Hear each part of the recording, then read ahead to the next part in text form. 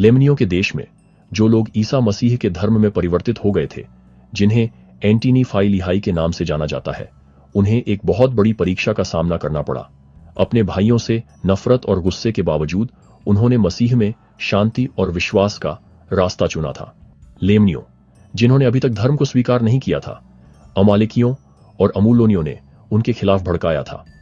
और ऐसा हुआ कि अमालेकियों और अमूलोनियों और लेमनियों, जो अमूलोन के देश में थे और साथ ही हेलम के देश में थे और जो यरूशलेम के देश में थे, अमालेकियों और अमूलोनियों ने अपने भाइयों के खिलाफ गुस्से में भड़काया। संघर्ष बढ़ने लगा और लेमनियों का गुस्सा एंटिनी फाई लिहाई के खिलाफ भड़क उठा, जो हिंसा और पाप से दूर हो गए थे। बदले में एंटिनी फाई लिहाई मसीह को जान गए थे और वे अब आत्मरक्षा में भी अपने ही लोगों का खून बहाने का विचार सहन नहीं कर सकते थे।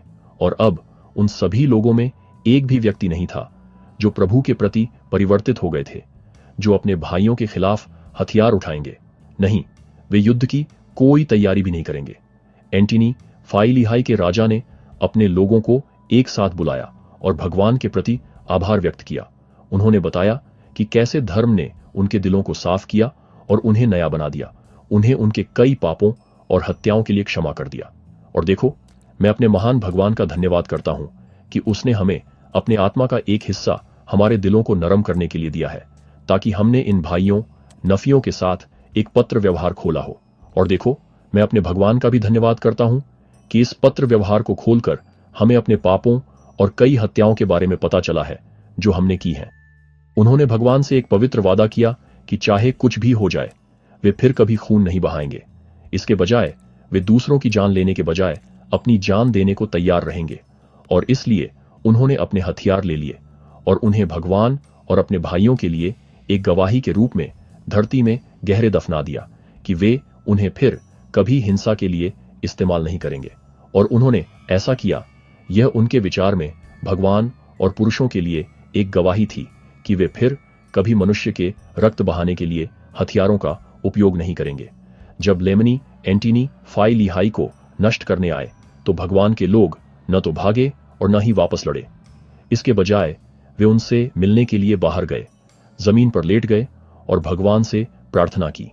लेमनियों ने लड़ने के बजाय मरने की उनकी इच्छा देखी और उनके दिल दहल गए। और इस प्रकार वे इसी स्थिति में थे जब लेमनियों ने उन पर गिरना शुरू कर दिया और उन्हें तलवार से मारना शुरू कर दिया। उनमें से 1005 मारे गए, लेकिन उनका विश्वास और बलिदान व्यर्थ नहीं गया। अब जब लेमनियों ने यह देखा तो उन्होंने उनका वध करना बंद कर दिया।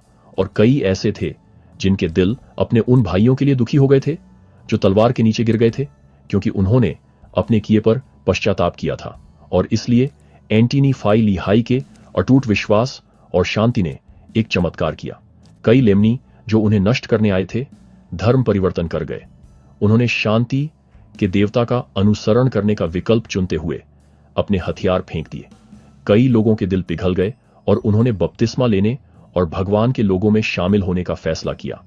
और उनमें से एक भी दुष्ट व्यक्ति नहीं मारा गया, लेकिन 1000 से अधिक लोगों को सच्चाई का ज्ञान हुआ। अंत में एंटिनी फाई लिहाई के हिंसा के बजाय शांति चुनने के फैसले ने न केवल उनकी जान बचाई, बल्कि कई लोगों को मसीह के पास लाया। हमारे साथ जुड़ने के लिए धन्यवाद।